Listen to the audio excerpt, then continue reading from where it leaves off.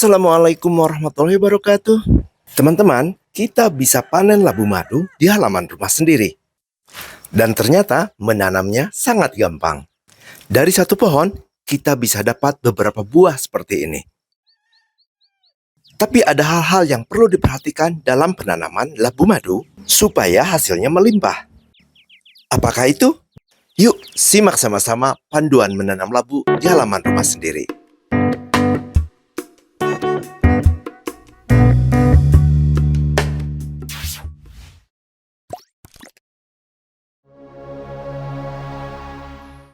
Selamat datang kembali di Oasis Garden.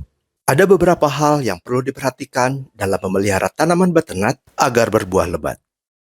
Pertama, memilih benih yang bagus. Pastikan bahwa biji yang akan kita tanam adalah biji yang berkualitas.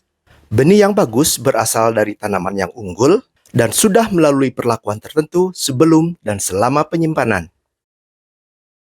2. Penyemaian. Biji sebaiknya tidak langsung kita tanam di tanah, melainkan kita semai dulu agar lebih terkontrol dalam perkembangannya. Tempatkan semaian di tempat yang cukup hangat, terkena sinar matahari, dan tidak terkena hujan. Karena untuk dapat berkecambah dan berkembang dengan baik, tanaman ini perlu cukup sinar matahari. 3. Penanaman. Jika tinggi bibit sudah mencapai 8-10 meter, atau keluar beberapa pasang daun, yaitu sekitar 2 atau 3 pekan sejak penyemaian, bibit bisa kita tanam di lokasi penanaman atau di lahan. Sebelumnya, lubang penanaman harus sudah kita beri pupuk kandang yang matang. 4. Pemberian rambatan. Pemberian rambatan sangat penting untuk pertumbuhan butternut karena tanaman ini adalah tanaman rambat. Jika kita tidak menyediakan rambatan, tanaman ini akan menjalar di tanah, dan saat berbuah, buahnya tidak akan berkembang dengan sempurna. Buah yang bentuknya unik ini akan berkembang sempurna jika dia tergantung dan tidak menyentuh tanah. 5. Polinasi. Nah, ini dia kunci penting agar butternut atau labu madu berbuah lebat. Polinasi alias penyerbukan. Setelah tanaman mulai merambat, dari setiap ketiak daun keluar bunga. Banyak sekali bunganya. Tapi harap teman-teman tahu, tidak semua bunga ini akan menjadi buah. Hanya bunga betina yang akan berkembang menjadi buah. Itu pun kalau dipolinasi. Polinasi atau penyerbukan biasanya dilakukan oleh lebah. Nih, seperti ini. Tapi seringkali karena lebatnya daun, bunga tertutup sehingga lebah tidak bisa mencapai bunga. Oleh karenanya, kita harus membuang daun yang menghalangi bunga agar lebah leluasa menjalankan tugasnya. Tapi untuk mendapatkan hasil penyerbukan yang optimal, sebaiknya kita turun tangan dengan melakukan penyerbukan buatan. Untuk mendapatkan buah butternut yang melimpah, penyerbukan menjadi kunci. Dan untuk membantu penyerbukan, kita mutlak harus tahu mana bunga jantan, mana bunga betina. Dan mengidentifikasi jenis bunga juga tidak sulit. Sekali kita mengetahui ciri-cirinya, dijamin nggak bakalan lupa. Nah, mari kita perhatikan ciri-ciri dan perbedaan bunga betina dan bunga jantan. Bunga jantan biasanya mendominasi tanaman. Dari sekian banyak bunga dari satu tanaman, lebih dari 75%-nya adalah bunga jantan. Bunga jantan tentu saja tidak akan menjadi buah.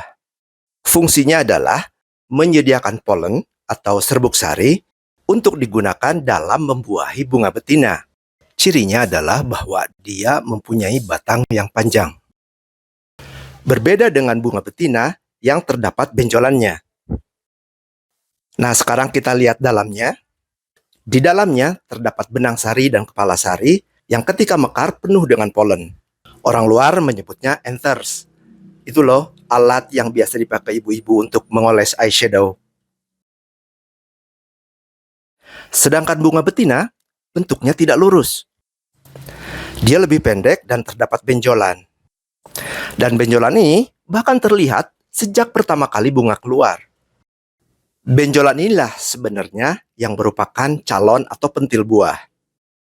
Pentil ini kalau tidak dibuahi atau dipolinasi akan menguning dan gugur. Tonjolan atau lekukan seperti ini tidak terdapat pada bunga jantan. Kalau bunga jantan sih ya lempeng-lempeng aja. Dari segi ukuran, bunga betina ini lebih pendek daripada bunga jantan. Kalau lihat isinya, begini nih dalaman bunga betina. Di sana terdapat stigma, bagian yang nanti akan menerima serbuk sari atau polen dalam proses polinasi. Nah, sekarang mudah-mudahan teman-teman bisa dengan mudah membedakan mana bunga jantan, mana bunga betina. Dengan memperhatikan karakteristiknya, sebenarnya kita bisa membedakan mana bunga jantan, mana bunga betina, bahkan pada saat mereka baru saja muncul.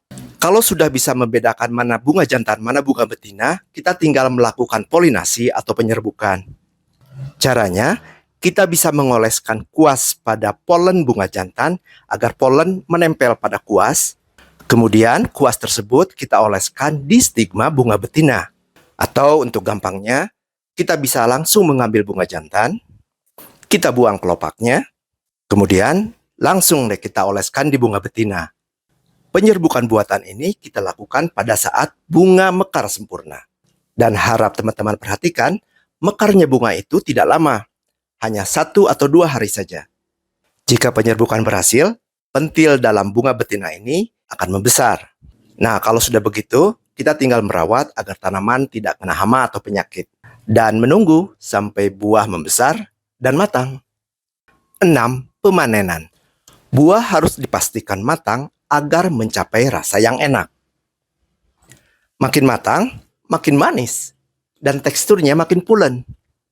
Tekstur daging labu madu ini lembut seperti butter, ada rasa-rasa creamy mirip selai kacang. Nah, itulah sebabnya dinamakan butternut. Ciri matangnya, kulit buah yang semula hijau dengan bercak putih ini berubah menjadi krem terang dengan ada semburat-semburat orange. Kematangan ini bisa dicapai biasanya sekitar 3 bulan. Kalau sudah matang seperti ini, tinggal panen deh. Labu madu yang sudah matang seperti ini bisa langsung kita konsumsi.